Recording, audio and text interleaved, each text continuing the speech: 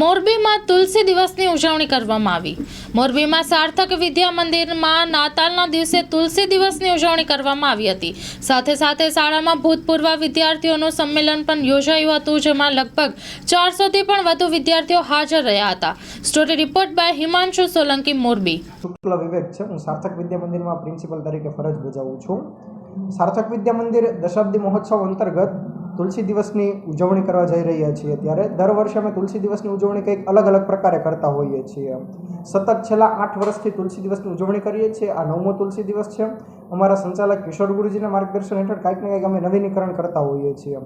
તો આ વખતે બિઝનેસ કાર્નિવલનું આયોજન છે, જે તારીખ 24 અને 25ના રોજ કરવામાં આવેલ છે। 24 તારીખે સવારે 8 વાગે બે ઉદ્યોગપતિ હોવા છતાં પણ કોઈ સેવાકીય ક્ષેત્ર સાથે જોડાયેલા છે એવા બે ઉદ્યોગપતિ એટલે કે જયદીપ સોલ્ડના એમડી દિલુભા અને દિલીપભાઈ, એ બંનેના હસ્તે ગઈકાલે સવારે 8 વાગ્યે એક ઉદ્ઘાટન કર્યું, સવારે 8 વાગ્યે, અને શાળાના સંચાલક કિશોર ગુરુજી તેમજ અન્ય ટ્રસ્ટીગણ પણ એમાં ઉપસ્થિત રહ્યા હતા।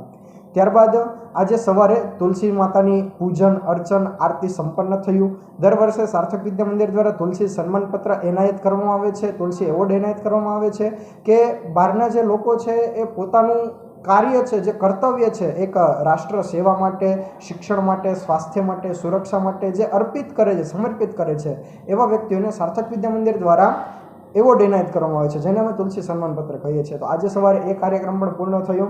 તેની સાથે સાથે 2017-18થી લઈ અને 2021 સુધીના એટલે કે તમામ 5 વર્ષ સુધીના વિદ્યાર્થીઓ, છેલ્લા 5 વર્ષના ભૂતપૂર્વ વિદ્યાર્થીઓનું પણ સંમેલન કરવામાં આવ્યું હતું।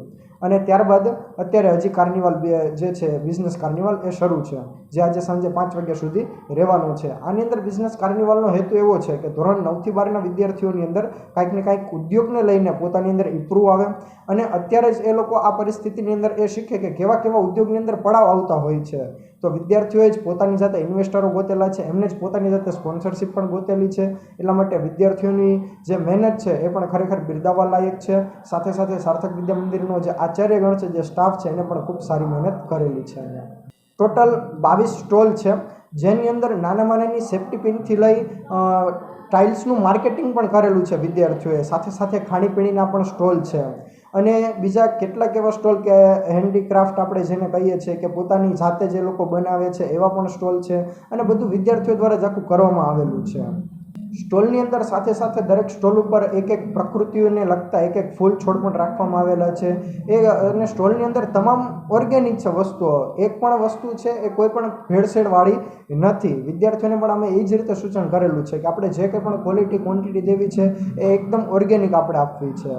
અને એની સાથે સાથે ઘણા બધા સ્ટોલ છે, બધાના નામ છે એવા છે કે જે સંસ્કૃતને લઈને છે, જેમ કે તક્રમ એટલે કે છાશ, તો છાશનું કેન્દ્ર છે, ઉપનેત્રમ ચશ્માનું છે। આ બધા સ્ટોલના નામ પ્રાયઃ સંસ્કૃત અને સંસ્કૃતિને આધારિત રાખેલા છે।